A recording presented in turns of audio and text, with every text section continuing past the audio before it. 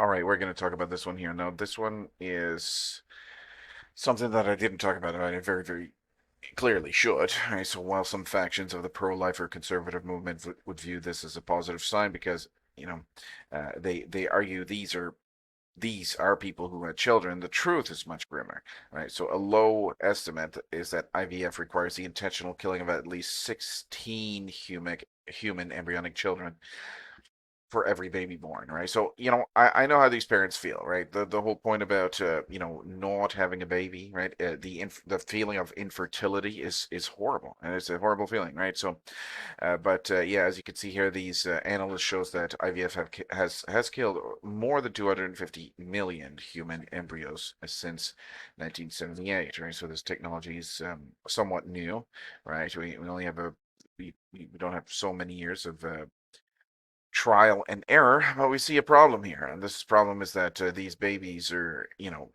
just, randomly selected, and they're not all being born, and they're being conceived, and then after that they will die. Let's read about that, right? And so each embryo is a distinct human life from conception, right? So we know that, right? This is a 100% a developing human. Fertilization produces a new human organism with its own DNA, distinct from the mother and father.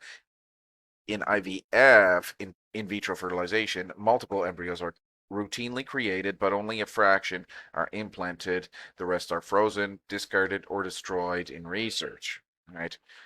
Or killed, basically. Just a developing human is killed, right? The numbers reveal the scale of loss, right? Success rates per IVF cycle are low, meaning many embryos will die in the process. Let's zoom into it so we see this thing, yeah, very, very clearly. Um, so clinics intentionally create more embryos than they plan to implant, anticipating losses, which is a deliberate acceptance of death as part of the plan. Right? So you can be sure there's going to be a death, right, or multiple deaths here, because these clinics are intentionally creating more embryos, more babies, more developing humans. Yeah. Freezing is not benign, it's abandonment, right? Hundreds of thousands of embryos worldwide remain in frozen storage, right?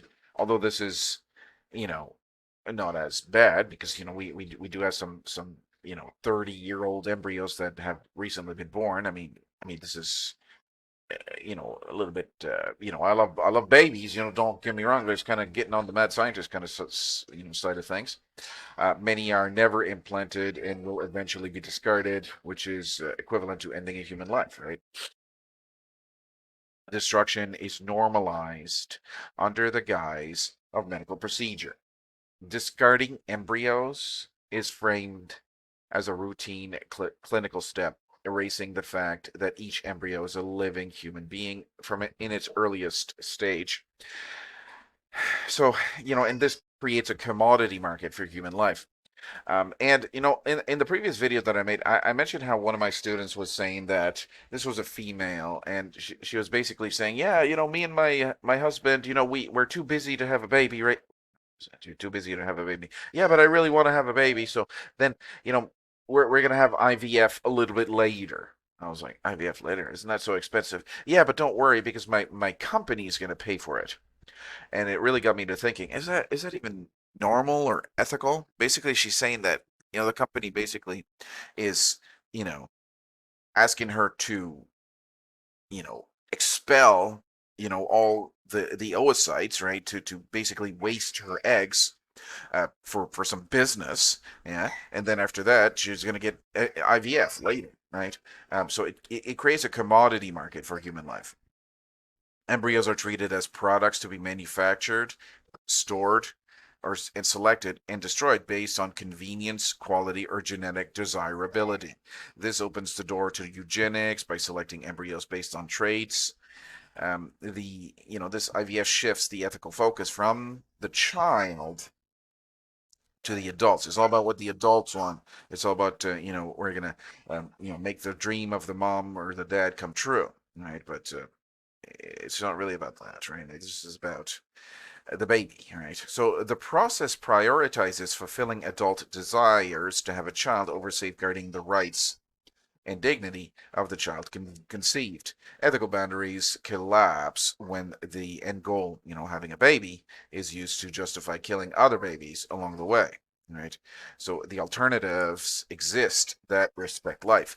Ethical infertility treatments that avoid the creation and destruction of embryos. This is nanopro technology or something like that. Napro technology.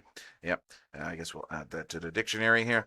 This will show that compassion for infertile couples does not require sacrificing human beings. All right, so don't get me wrong. All right, so these people that they have infertility issues, that's no joke, man. That's like a serious, serious.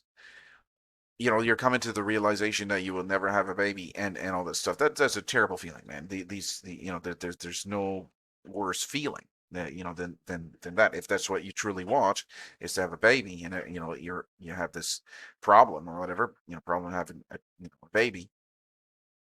It's terrible, right? But this is a commodity. Like I said, my student was all like, "Yeah, yeah, we're gonna have a baby. Oh, just later because I'm too busy with my work, right? I'm too busy with my work right now." I'm like, "What? Why? Why would you waste your and not to mention, okay, not to mention, let's go back here.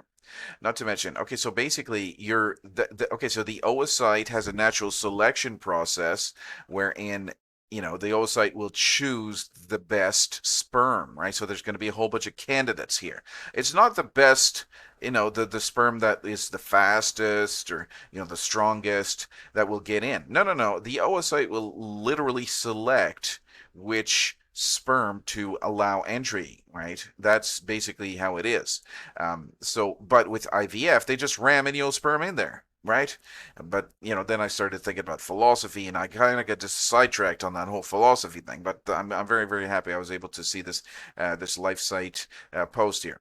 So LifeSite gave us this post here, and it reminded us that this is a grim reality, a terrible, terrible thing that's happening here, right? This here, boom. Okay, this is a new human being. Okay, it doesn't really matter if, the oocyte didn't choose and it just kind of got, ramrodded in there, whatever.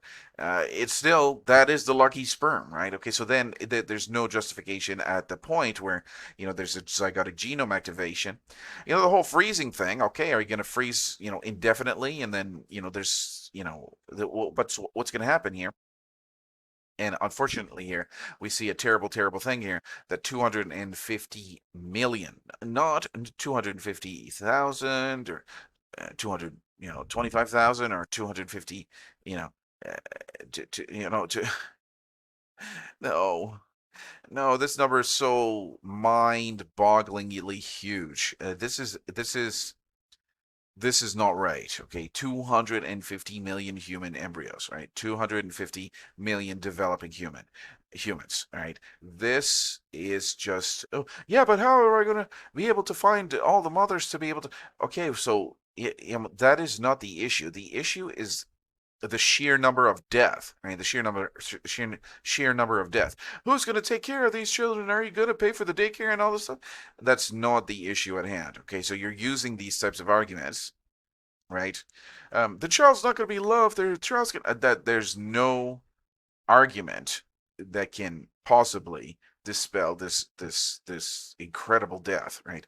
250 million. I mean, I don't. This is this is I mean, I don't believe I'm fully comprehending it because I just woke up. I was up all night and I'm like, what? What's going on here? And then I see this. I'm like, wow, I got to make a video because this is my conscious mind tells me this is like the worst thing ever because it is. Yeah. But then I see the baby. I see, oh, this is a cute baby. But then I go here and I'd be like, oh man, what? I gotta get my coffee. I don't think I'm fully comprehending the scope of the horror. The scope of the horror. Is this horrible? I mean, what? Isn't this the most horrible thing you've ever heard? Right? Right, these are developing humans, right? It's just another stage of human development, right? The embryonic stage is just, some stage of human development, right? 250 million, right? And this is clearly why ethics have been created to avoid this kind of Let's not kid ourselves. This is a serious error, right? A serious error that our generation. We're at 2025 right now. I hope that you're listening to my voice in a few hundred years, and you'll be like, wow, that generation was clearly something wrong.